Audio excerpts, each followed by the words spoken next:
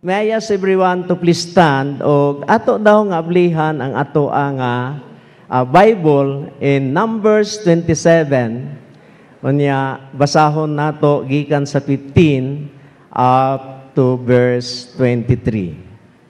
So I am reading in the New Living Translation. So New Living Translation ang akong gigamit karon nga Biblia. O mabasa po ninyo diya sa ato ang screen.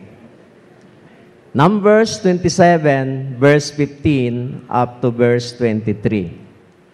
So mao kini siya ang time nga gipasa na ni Moses ang baton sa leadership didto kay Joshua.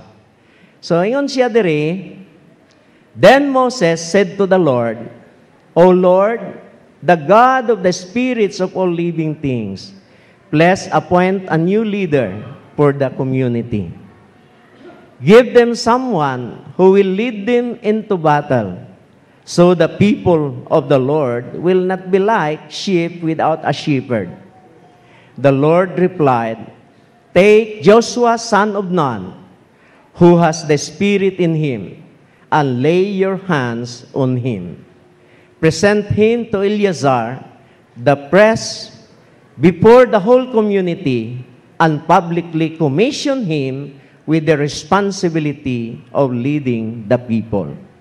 Transfer your authority to him, so the whole community of Israel will obey him. When direction from the Lord is needed, Joshua will stand before Eleazar, the priest, who will determine the Lord's will by means of sacred lots. This is how Joshua and the rest of the community of Israel will discover what they should do. So Moses did as the Lord commanded and presented Joshua to Eleazar, the priest, and the whole community. Moses laid his hands on him and commissioned him to his responsibilities, just as the Lord has commanded through Moses. Ang Diyos magapanalangin sa pulong magaampo kita. Dear Lord God, Ginoo, gibasa na ang imong pulong nga may gikuha sa mensahe niining adlaw. Ani ako karon Lord, nagabarog at ubangan sa imong mga katawhan.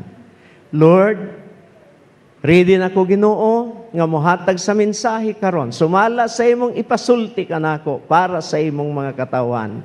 So God, I pray for your anointing upon me, O God. Lord, anoint my lips, Lord, my tongue, nga magalitok sa imong mga pulong karon.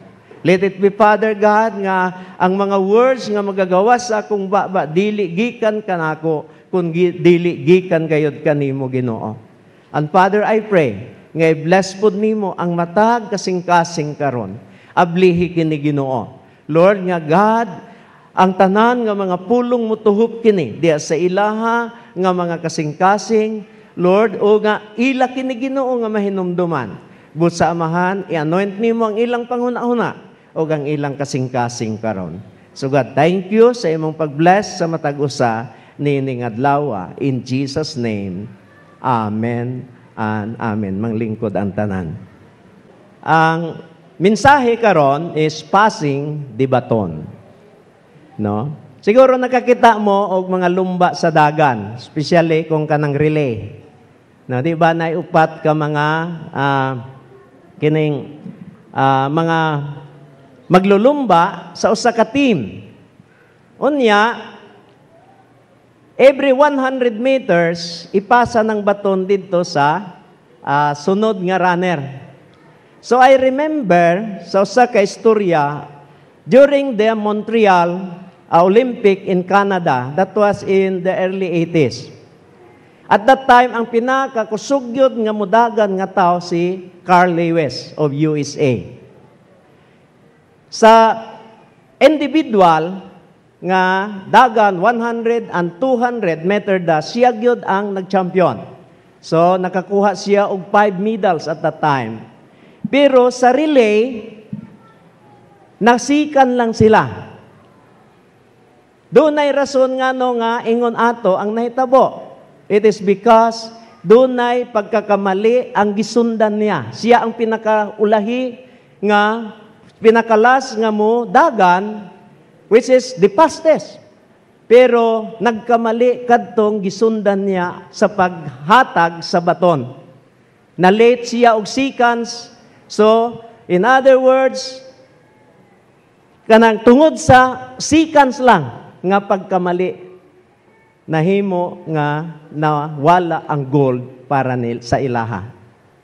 You see, so karon mga igsoon, sama sa ato nga basa ganiha nga text, it is now the time nga si Moses mupahulay na sa iyahang leadership. No? At that time, tigulang na si Moses, gikapoy na po siguro siya, time na nga mupahulay siya, that's why nga nanghayo na gyud siya sa Ginoo, nagampo na sa Ginoo nga, Lord, tagae og another nga leader ang Israel nga mulid sa mga katawhan. So, murag ingon sab ni ana ang kining mahitabo sa ato nga simbahan. There is dunay change of leadership ani nga tuiga. Praise God. So I believe nga plano na sa Ginoo, dili ako ang plano. Amen. Dili plano sa ato nga mga leaders, sa ato ang labaw, but it is the plan of God. Now, I believe nga ang Dios do nagyoy perfect nga plan sa ato ang tanan. Amen ba? Dunay perfect plan ang Dios nga giplano niya for each of us. And that plan is to bring glory to His name. No? Ang plano sa Dios para sa atoa is not dili para sa atoa nga kahimayaan, dili para sa atoang kabantog nga kita mahimong bantugan, but it is for the glory to His name. Amen. So, to bring glory to His name in our words, no, sa atoa nga mga ginasulti, o ingon man sa ato ang aksyon. Sa ato ang aksyon. Words and action. Praise God. So, ang tanan nga especially sa amo ang mga leaders, no? Ang tanan nga mga words nga mugawas sa atong baba, sa amo ang baba, dapat gyud nga kini makapahimaya sa Dios. Makapanalangin sa mga katawhan. Kay usa lang kasipyat bisag gamay nga words nga mogawas sa among baba nga murag dili gikan gyud sa Ginoo, mahimo kini nga kapandulanan ngadto sa uban. That's why musunod gyud ang matag usa diha sa perpekto nga plano sa Dios. Amen. So, unya, bisan ang mga aksyon nga dapat nga among pagabuhaton kami nga mga leaders, dapat gyud nga kini sibo sa kabubuton sa amahan. Tungod kay kung magkamali dako kayo na og resulta, no, diha sa kongregasyon. That is why kung naa may dako kayo nga responsibilidad, no, nga patong sa abaga sa Dios, walay lain kundi ang mga leaders sa church. Kasi naa sa amua ang rinda nga diin mo'y nagdala sa destinasyon sa mga kamimbruhan sa simbahan.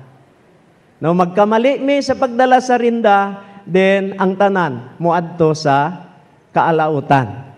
That is why kinahanglan nga ato kini nga mahibaluan nga dunay perpekto nga plano ang Dios sa matag usa, especially sa leaders. No wonder nga dunay mga leaders nga gusto pa gyud unta nato nga magpabilin sa simbahan, pero dili man gud ato ang plano mao'y matuman. Amen ba? So I remember the time nga si Pastor Mark gibalhin at that time mao tong kainitan gyud sa sasa. dito ang amao to nga time nga grabe ang growth sa simbahan. Unya gibalhin siya sa Ginoo. No? Ang tanan nga mga membro wa gyud malipay sa iyahang pagbalhin. Pero it is the plan of God. Amen. Praise God. So niadto pong time nga gibalhin mi gikan sa panabo. Halos tanan nga mga membro perting hilak wala na nanguli sa ilang balay. Kay gusto mi nga pugnan. So do na pay elder sa church nga dali-dali nga nagpasa og kining petition. Ipadala daw diri sa region nga di nila tugutan nga ibalhin ang ilang pastor, pero mao kadto ang plano sa Dios. So there is God's perfect plan nga dapat natong pagasundon. And also, along the way, naay mga obstacles nga maagihan. Sa mga leaders, ingon man sa mga membro. So there are mountains of problems nga atong maagihan. So nakadumdum paghihapon ko, first day na ako diri sa simbahan, first Sunday. Nagbuntag mi og meeting because at that time, puwerteng dakua ang problema nga among giatubang. So, napasubo ko, first time, nga nag-meeting ang council ni uli mi alas 5 sa kabuntagon, kadlawon. First time to. So, at that time, wala pa personage, diri pa mi natulog sa simbahan. Tulo mi kagabi nga natulog diri gyud sa simbahan kay ang personage ginapanday pa. So, at that time, mura og una-una nako nganong nisugot man ko nga ibalhin nga perti man ding dako ang problema nga akong atubangon diri. No? Murag nagmahay ko. But still part na sa ministry. Part na sa leadership. Amen. Nga dunay mga obstacles, there are mountains of problems nga atong pag-atubangon. And there are also valleys. No? Moingon tag valley, patag na siya, nagpasabot nga, medyo kalma. No, kanang ma-enjoy pod nimo ang imuhang ministry. Praise God. So, masabta nato nga diya sa ministry, kanang dili tanan kalipay ang matagamtaman. Dili tanan nga atong maagihan, lunlun pod mga kalisdanan. So, church, atong paghinuman, bisan sa ato ang tagsatagsa ka kinabuhi, no, dili tanan nga adlaw sa ato ang Christian life nga kita malipayon. No, kana bang hapsay ang atoa nga pagkinabuhi tungod kay there are times nga naapoy mga mountains of problems, mountains of trials nga atong ginasagubang. Pero mga igsoon, kung doon na may bukid, doon na po'y patag. Amen. So daapoy panahon nga sa ato ang pagkinabuhi, no, kanang malipayon kayo ta, masigasig kayo ta nga nagapangalagad sa ato ang Ginoo. Amen. Praise God. So, church, unsa ang plano sa Ginoo para niini nga ministry, no, dili na lang nato ni siya questionon. No, sana wala na question nga moumol sa ato ang panghuna-huna. Now remember nga bisan si Apostle Paul iyahan ni nga gihatagan og dako kaayo nga kining pagtagad. No, kasi ang church sa Corinto, although nga kini gifted nga church, pero naay daghang problema. One of their problems is kana bang nag-aduna sila mga idol sa ilahang mga leaders nga niagi. In other words, may kampi-kampi sila. So, naingon tong uban, ako si Paul, ang gusto nga leader. Kay isog siya, di prinsipyo. Ang uban po, naingon, ako, adto ko kay Pedro. Kay siya pure good nga Jewish. No? So, kadtong mga Jewish, pure nga Jewish, tuwa sila kang Pedro. And then, ayon, ang uban pa may adto ko kang Apollo, tungo kay si Apollo, nindot kaayo nga muwali. Murag si Apollo kibuloy. So, nakadumdum, siguro nga nung gihingalan si kibuloy o Apollo, tungod kay, nakita nila, nabasa nila diya sa Corinto nga si Apollo, eloquent nga preacher. So, eloquent preacher siya. So, daghan ang na-amaze sa iyahang paagi sa pagwali. Then ang uban moingon, ako si Christ lang yun, ang ako nga sundon. Amen? So, that is why, in 1 Corinthians chapter 3, verse 6 to 9, mao kini ang pagpasabot ni Apostle Paul. My job was to plant the seed in your hearts.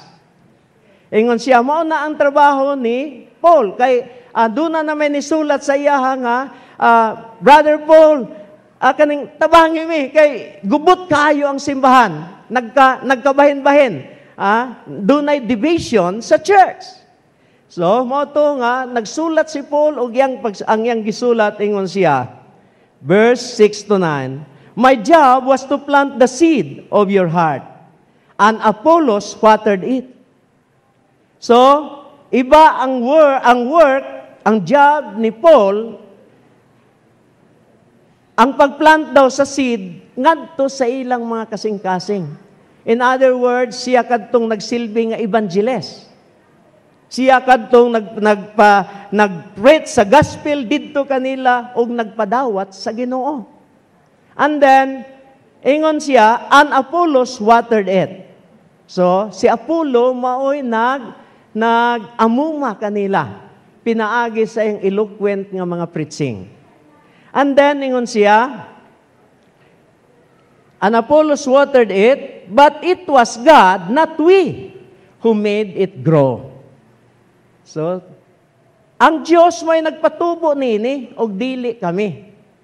Then, ingon siya sa verse 7, the ones who do the planting and watering aren't important. So, dili kay importante, pero ingon siya, but God is important because He is the one who makes the seed grow. Amen. And then verse 8, ingon siya, the one who plants and the one who waters work as a team with the same purpose. So kami ni Pastor Sammy, dili mi pariha gift. No? May pagka-evangelist siya.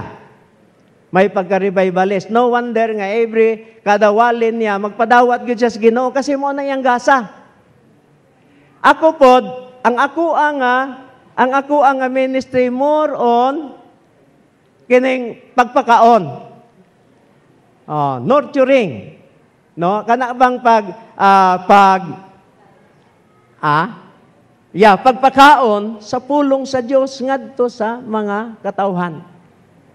So, iba-iba ang mga gasa sa matag alagad sa Dios. That is why likayan unta nato nang magkumpara. Amen? Di nato i-compare kasi walay tao diri sa kalibutan nga pariha og abilidad, pariha og gasa. Amen. Iya, may kanya-kanya og gasa ang mga tao diri sa kalibutan. That is why dili nato pwede ikumpara. Bisan gani ang kining mga twin, dili naagani na sila identity gyud, dili gyud na sila pariha og kinaiya, di pud pariha og abilidad. So much more nga kami ni Pastor Sammy, dili mi parente, di pod mi kaluha. So iba-iba ang among karakter, iba-iba ang among hiyas. Amen. Pero ingon siya, pero kadtong nagtanom o kadtong nag-amuma niini, ingon siya, the one who plants and the one who waters work as a team. Ingon nga usa ka team, no? With the same purpose. Ang purpose is that aron nga ang lawas ni Kristo mutubo o ang Dios mahimaya diha sa ilang mga kinabuhi. Amen. Praise God. Then ingon siya, yet they will be rewarded individually.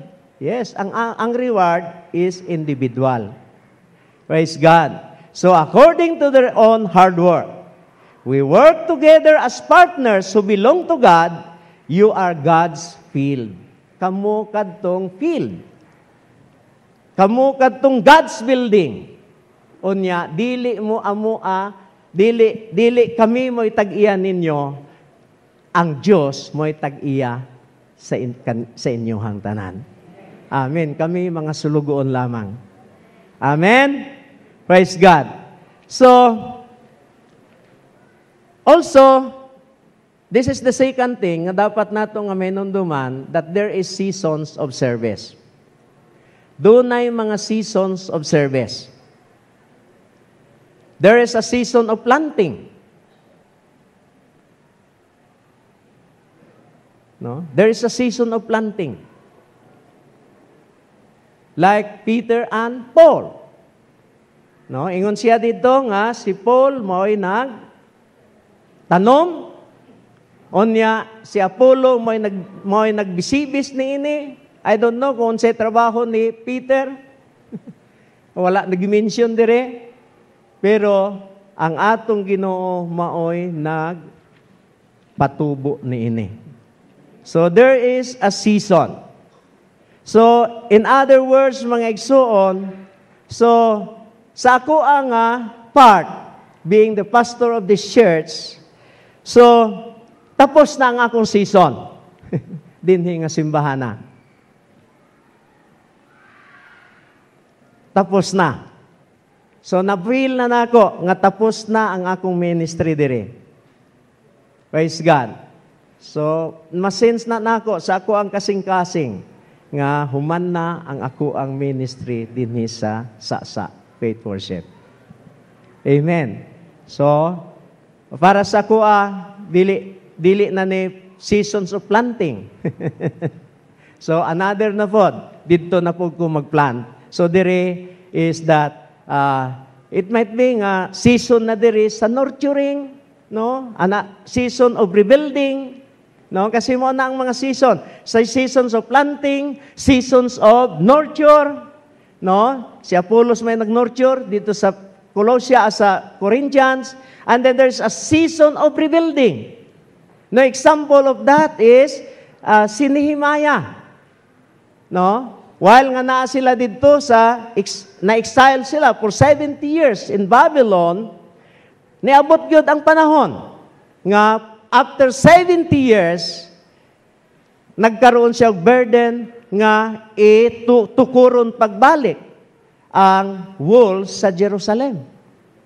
That's why nagkaroon siya og burden gyud, gihilakan to niya, giampon niya sa Ginoo, gipastingan, hantod nga gitugot gyud sa Dios nga mubalik siya kauban sa mga katawhan sa Israel nga na-exile og ilag yung gitukod pagbalik ang wall sa Jerusalem. So, it might be nga kini seasons of rebuilding ani nga simbahan. And then there's a season of battle. No? Pakigbugno. As we know nga ang atong kaaway, no, is not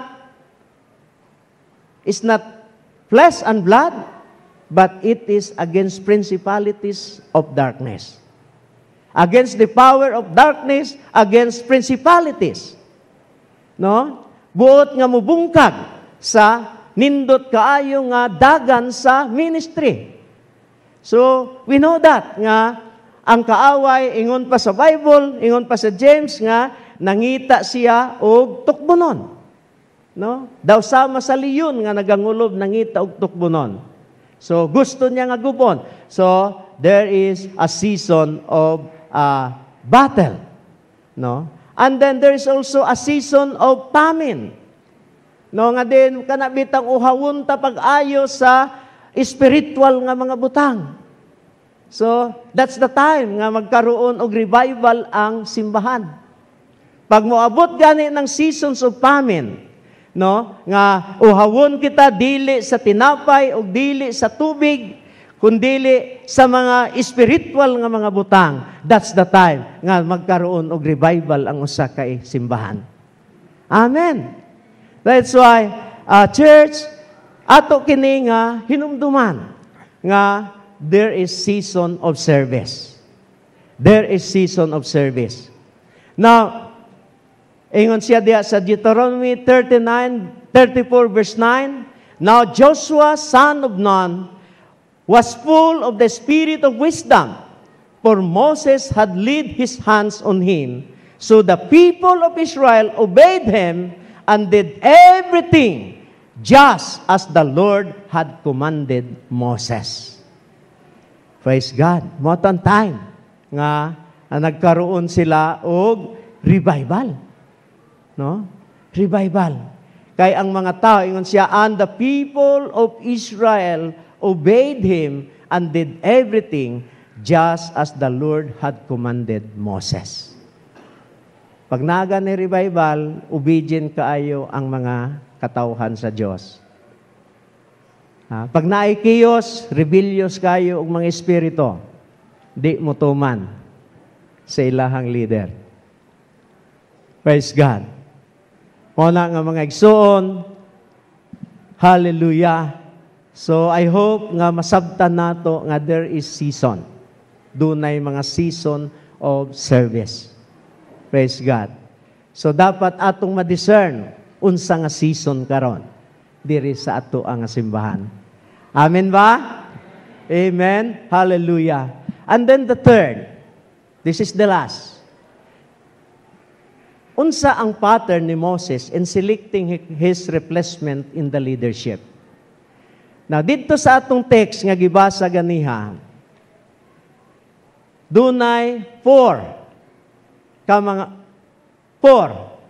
pattern ni gisunod ni Moses in selecting his replacement in leadership.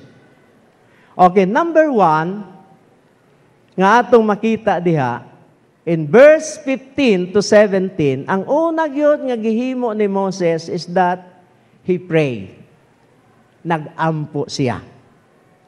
So, ingon siya, sa verse 15 to 17, then Moses said to the Lord, O Lord, the God of the spirits of all living things, please appoint a new leader for the community. Give them someone who will lead them into battle, so the people of the Lord will not be like sheep without a shepherd. Sumaw ka na ang iyang pag-ampo ngadto sa Dios, nga tagaan ang iyahang mga katawhan ug magbalantay, nga mubantay kanila aron nga sila dili mamahimo nga mga karnero nga daw sama sa karnero nga walay magbalantay. Praise the Lord. Hallelujah. So I've been praying for a long time. No? Kung kinsa ang mupuli sa leadership there is a church.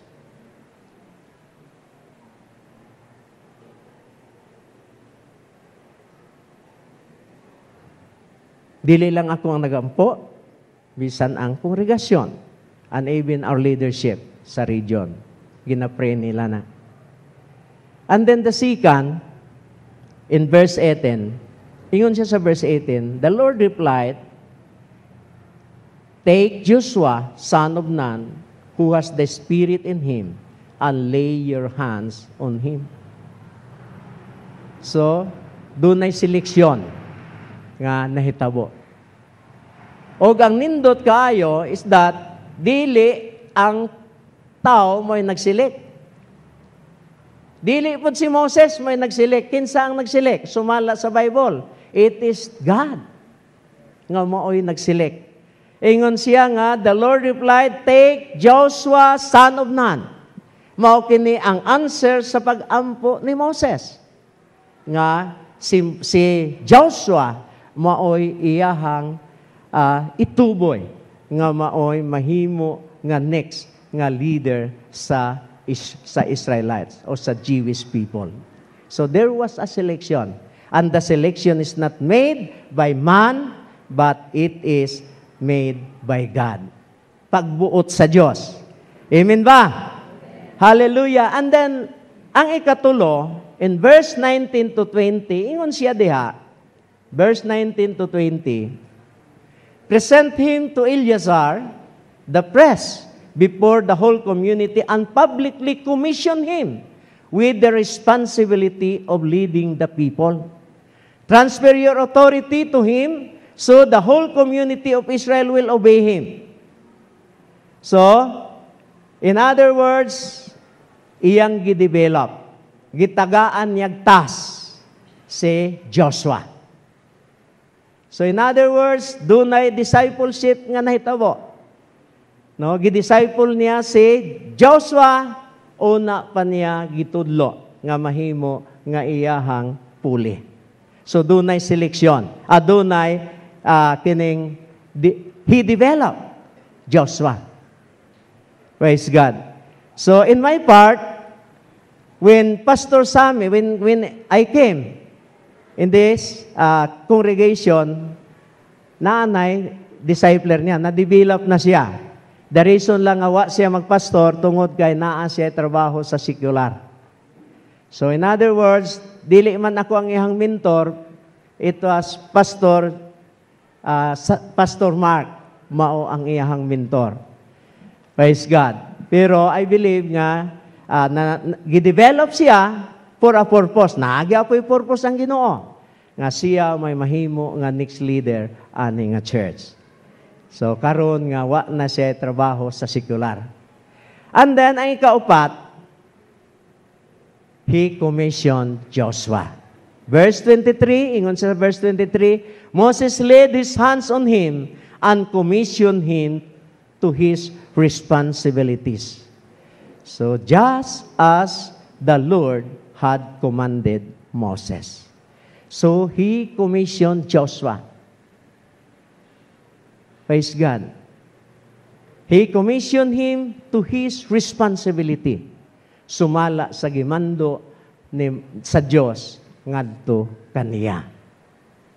So, mana ang pattern nga iyang gisunod. Dunay prayer, dunay seleksyon, dunay discipleship or iya kini nga gidevelop, and then he commissioned Joshua.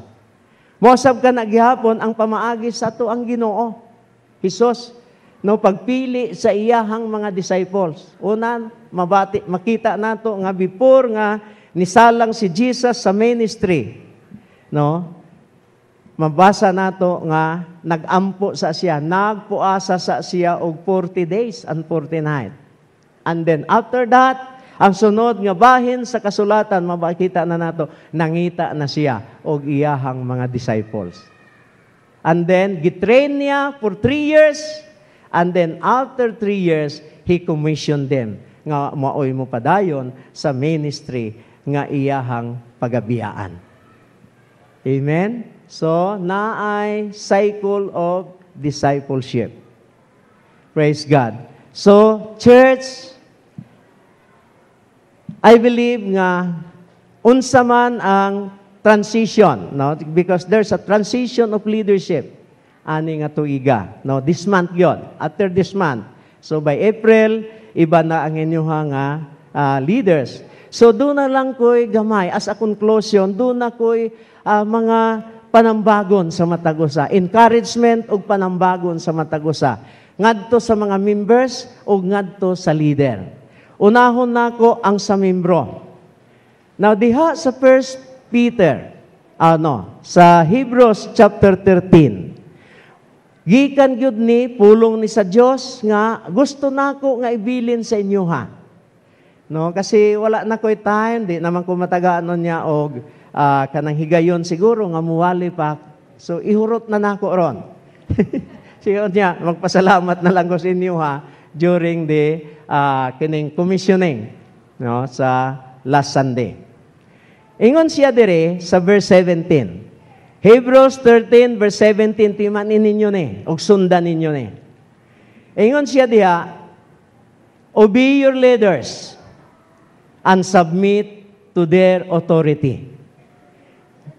They keep watch over you as men who must give an account.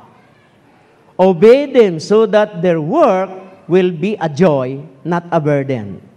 For that would be of no advantage to you. So, unsa ang gitugon sa atua, sa inyuha, nga mga members sa church, ingon siya, first, you have to obey your leaders. Amen? And then, second, you have to submit to their authority. Submission. Now, ingon ani nga akong na-learn sa Dasmariñas. Grabe kaayo ang submission sa mga members dito sa ilang leaders. Unya, kadtong mga leaders sa matag department, 100% ang ilang submission dito sa ilang senior pastor. No wonder nga gi-bless sila sa Ginoo. No? Kasi pag naay mga magrebuilde diha sa simbahan, it is a roadblock. No, mahimo kini nga roadblock sa blessings nga ibubuunta sa Ginoo diha sa church. Amen ba? So siguro makita ninyo karon why nga dili wala kay ta naggrow. It might be nga some of us are not submissive to the leader. Nagarebuild ta sa ato ang mga leader. Praise God. So nakita gyud nako especially kadtong medical team nga niyan hidiri. Dito yun na ako naobserbahan ang ilang submission sa leader sa ilahang grupo. Tanan yun nga buhaton nila, musangguni pa sila sa ilahang pastor. Si Pastor Gary, kaya may pastor nila sa mission department. Tanan nilang buhaton. Unya, si Pastor Gary, continuous ang iyahang kining communication sa senior pastor.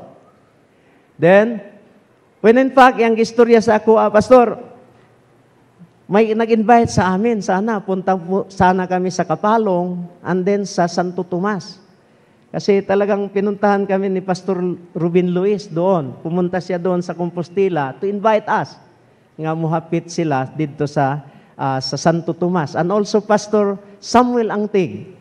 Gusto niya nga mo bisita sila dito sa Kapalong. So, pero si Pastor, ang ilang senior pastor, si Pastor Anthony, gisultihan sila nga daan. No, gikan sa Compostela, lahos na mo sa DBC. Ayaw na maghapit. So, pwede man unta to nga manghapit sila, kaya waman sa kita. Pero, gituman niya. Nisubmitar siya sa ilahang senior pastor. Unya katong yang mga sakop diha, no? Ako yung namatikdan nga tanan nila nga buhaton, no? Ilang isulti sa ilahang pastor. So yung nako, no wonder nga gi-bless sa Ginoo ang simbahan sa Dasma tungod kay grabe ang submission sa mga membro ngadto sa ilahang senior pastor. Amen? So, church, sana, no, present ni, naani, sa atua, diri sa Faith Worship Center. It's a high time for us, nga, kanang magiging submissive po ta. No? So, it might be nga sa ako ang time, daghan kaayo, ang wa nag-submit, sagdi na lang to, tapos na. Tapos na. So, pero, ang naitabo, naagyoy consequence. Natay goal, nga maabot tag 500, wa ita kaabot. Why? Daghan kaayo ang nagrebuilde. Makasins ko na yan, daghan ang di na mo submitar sa leadership. So, there is consequence always kung kita di na mo submitar sa leader. Hallelujah. Now, tapos na nga. Dili to pangasaba ha. Pahinumdum lang sa matagosa. Now, muadto ta sa leader. Okay? Sa mga leader, adto ta sa 1 Peter chapter 5. 1 Peter chapter 5. Where's that?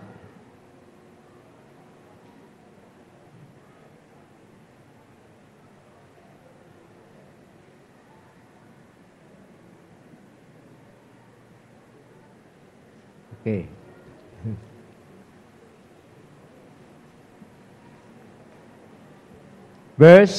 Magsugod ko sa verse 1. And then verse 2. Ingon siya, verse 3, up to verse 3. To the elders among you. So, elders, daghan. In other words, kasama na ang mga elders sa church. and also with the pastor. Youth pastor, children's pastor, senior pastor. Moni ang tugon pod sa Ginoo para ninyo. Ingon siya, to the elders among you, I appeal as a fellow elder, a witness of Christ's suffering, and the one who also will share in the glory to be revealed. Verse 2, ingon siya, be shepherd of God's flock that is under your care, serving as overseers, not because you must, but because you are willing. As God wants you to be, not greedy for money, but eager to serve, not lording it over those entrusted to you, but being examples to the flock. And when the chief shepherd appears, you will receive the crown of glory that will never fade away. So, maupod na ang tugon sa Diyos ngadto sa mga elders o sa mga pastor sa church. Ingon siya, i-shepherd daw ang mga karnero. No? Be shepherd of God's flock. And then,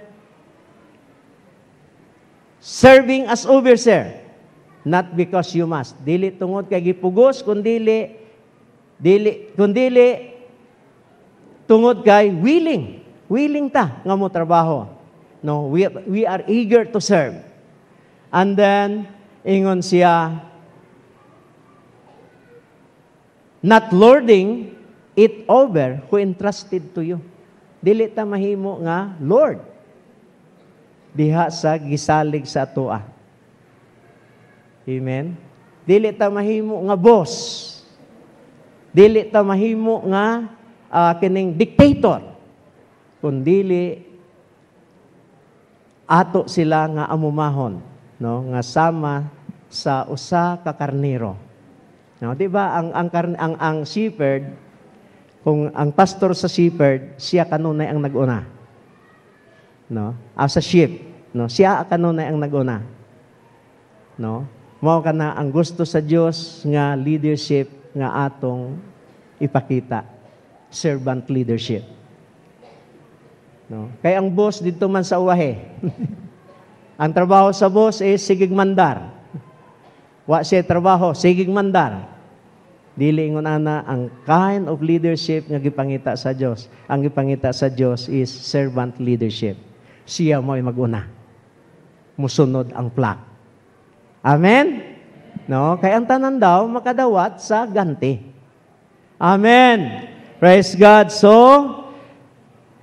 praise God, mone ang panapos nako nga pahimang no o encouragement sa matagusa. I hope nga this time no sa bag-o nga leadership unya no dunay pananawon ang bag-o nato nga leader.